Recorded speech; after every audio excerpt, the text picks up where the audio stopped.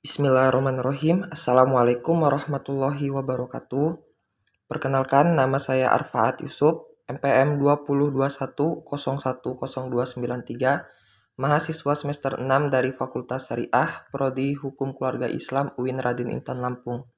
Di video kali ini saya akan mempresentasikan materi pertemuan keempat dari mata kuliah Filsafat Hukum Islam dengan judul materi Sifat dan Karakteristik Hukum Islam.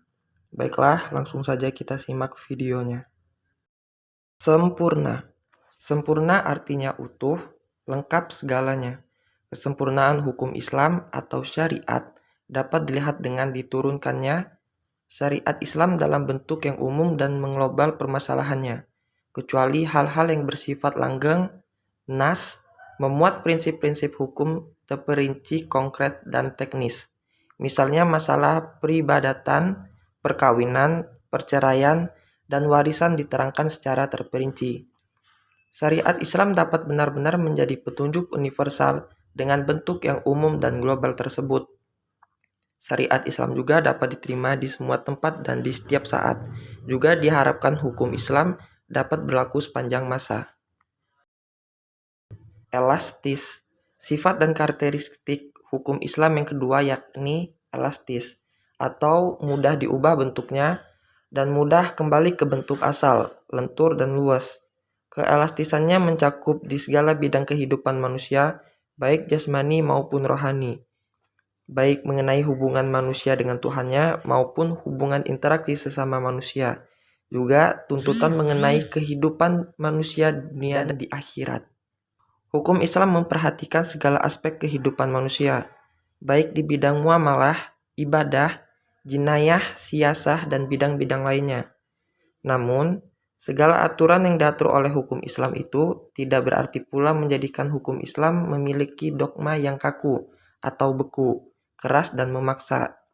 Nas membuka peluang untuk memanfaatkan akal guna beristihad dan memilih cara-cara yang paling sesuai bagi pelaksana dan sesuai pula dengan keadaan.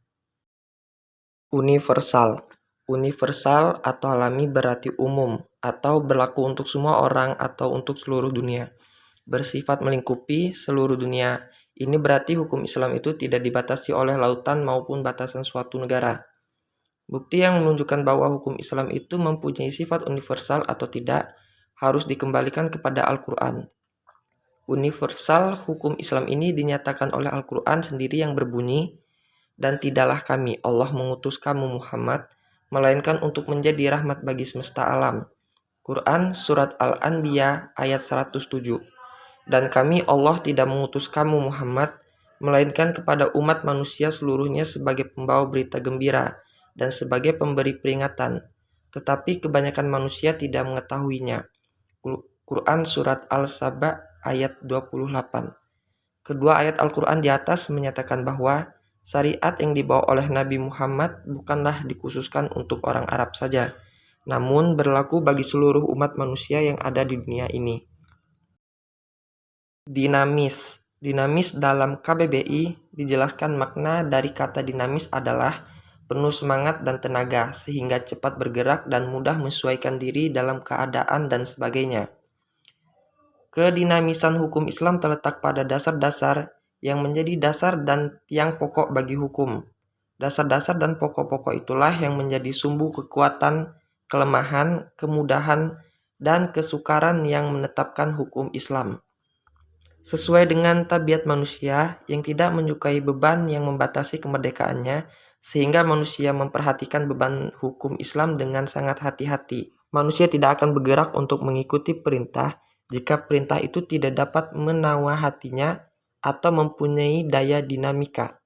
Islam dapat menarik manusia dengan amat cepat dan manusia bisa menerimanya dengan ketetapan hati, karena Islam menghadapkan pembicaraannya kepada akal dan mendesak manusia bergerak dan berusaha serta memenuhi kehendak fitrah dan sejahtera.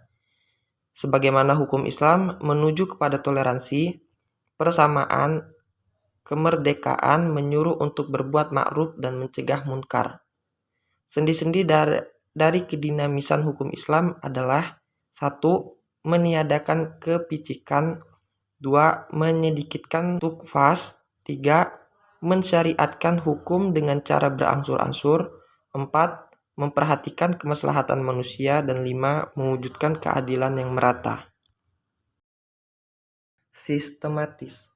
Syariat Islam bersifat sistematis, artinya ia mencerminkan sejumlah doktrin bertalian dan berhubungan di antara satu dengan lainnya secara logis. Beberapa lembaganya saling berhubungan satu dengan lainnya. Perintah sholat di dalam Al-Quran selalu diiringi dengan perintah menunaikan zakat. Perintah untuk makan dan minum diiringi dengan kalimat, tetapi jangan berlebih-lebihan. Demikian pula dengan lembaganya. Pengadilan dalam Islam tidak akan memberikan hukum potong tangan bagi pencuri bila keadaan masyarakat sedang kacau dan terjadi kelaparan. Tidak akan memberi hukuman rajam bagi pezinah dan kebiasaan berpakaian yang belum diterapkan sebagaimana yang dikehendaki oleh hukum Islam itu sendiri. Hukum Islam dengan lembaganya demikian saling berhubungan satu sama lainnya. Hukum Islam tidak akan bisa dilaksanakan apabila diterapkan sebagian dan ditinggalkan sebagian lainnya. Hukum Islam bersifat ta'abudi dan ta'akuli. Al-Syatibi menyatakan bahwa ta'abudi adalah sesuatu di mana tujuan hukum dalam melembagakan hukum untuk membebaskan mukallaf dari perintah-perintah hawa nafsu atau hawa, agar dia menjadi hamba Tuhan yang sukarela atau ikhtiaran, sebagaimana dia juga hamba Tuhan secara alamiah atau ikhtiroron secara terpaksa. Sedangkan ta'akuli adalah sebaliknya. Bersifat ta'abudi. Lebih jelasnya, ta'abudi adalah sesuatu bentuk ibadah yang tujuan utamanya untuk mendekati diri kepada Allah, yakni beriman kepadanya dan segala konsekuensinya berupa ibadah yang mengandung sifat ta'abudi murni. Artinya, maka ide dan konsep yang terkandung di dalamnya tidak dapat dinar atau khairu makullah al-makna atau suprarasional. Manusia harus menerima apa saja yang telah diciptakan oleh syariat. Contohnya, sewaktu Umar melaksanakan haji bersama Rasulullah mencium batu Hajar Aswad. Melihat hal itu, berucaplah Umar radhiyallahu anhu, "Kamu hanyalah sebuah batu. Jika aku tidak melihat Rasul menciummu, niscaya tidak akan aku lakukan hal ini." Bersifat ta'akuli. Kedua, yakni ta'akuli berbentuk dalam bidang muamalah. Ta'akuli ini bersifat duniawi yang maknanya dapat dipahami oleh nalar atau makulah al-makna atau rasional. Maka manusia dapat melakukannya dengan bantuan nalar dan pikiran manusia. Ilat dari muamalah yang bersifat ta'akuli dapat dirasionalkan dengan melihat ada maslahat atau mudarat terkandung di dalamnya. Sesuatu dilarang karena ada kemudaratan di dalamnya dan diperintahkan karena ada maslahat di dalamnya. Sekian, itulah presentasi dari saya. Terima kasih. Wassalamualaikum warahmatullahi wabarakatuh.